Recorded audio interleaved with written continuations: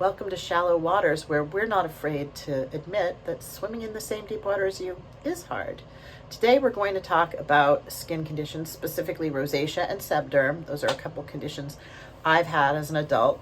I also suffered cystic acne as a teen, so I'm no stranger to the dermatologist's office, and I feel like my skin has been getting better and better as I've gotten older and learned more about it. And I hope that sharing some of my journey might be helpful to you as well. I did want to take a moment and touch base. I got IsNtree Real Rose Calming Mask, came in the mail today. I do want to try it. I would love to try it out with you and also share some information about my skincare journey, because really I'm 44 now, and although I do have wrinkles and I don't have perfect skin, I have spots, I have freckles, I have age spots. I don't have perfect skin at all, but I used to have cystic acne as a teen, and I have rosacea and sebderm, or seborrheic dermatitis. I can never say that word. As an adult. So this is the best I think my skin has ever looked at 44, and I want to share some of the things that have been helpful to me, because they might be helpful to you if you've been prone to various skin conditions, rashes, etc., because that's the kind of skin I have. So first impressions are, this smells wonderful. Wow, it really smells like real roses, not rose scented. So this is the first time I've ever used this. I'm not a big mask person, but we'll see how this goes. I'm gonna leave it on for about 15 minutes and I'll come back and see you soon. So I still have the mask on, that's why my face is so shiny, but I thought it might be helpful to share a little more of the backstory with you. When I was a young teen, I started getting moderate acne on my forehead primarily. And then later I started getting it on my chin and cheeks. By the time I got to high school, I had cysts on my cheeks. They were painful. They would wake me up in the night. I would go to the dermatologist on a regular basis. I went through a bunch of different topicals as well as antibiotics. I had a bad experience with minocycline where it started giving me kidney pain. So not the most positive experiences there. Eventually I did end up on Accutane. I believe that the typical course for it is like 3 months or so. But I went through the first course of the Accutane and it actually didn't result in the level of clearing that the dermatologist had hoped for. So I went through a second round right away. That did clear up my skin. It was at a pretty high cost. I don't have the best night vision anymore since I was on it. That was a side effect that I experienced. But I did have very clear skin for a few years in my late teens and early 20s. But shortly thereafter, I started experiencing adult acne. And by the time I had my babies and actually weaned my first babe, Ted, who you've met here, I actually started having problems with rosacea. So really right after weaning him was when I first started having outbreaks of the little bumps that rosacea causes, as well as the red flushing. My skin got very itchy, and I went back to the dermatologist again, and they said, you have rosacea. But of course, I was in the middle of having baby after baby after baby and breastfeeding them all, so the options for treating it were pretty limited at that point in time.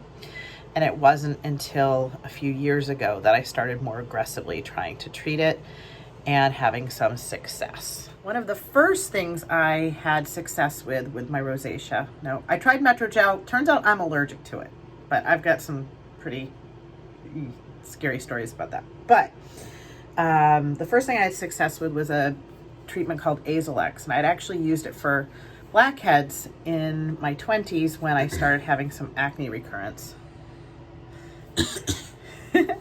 And that is something that I can no longer get as a prescription because my insurance doesn't cover it anymore.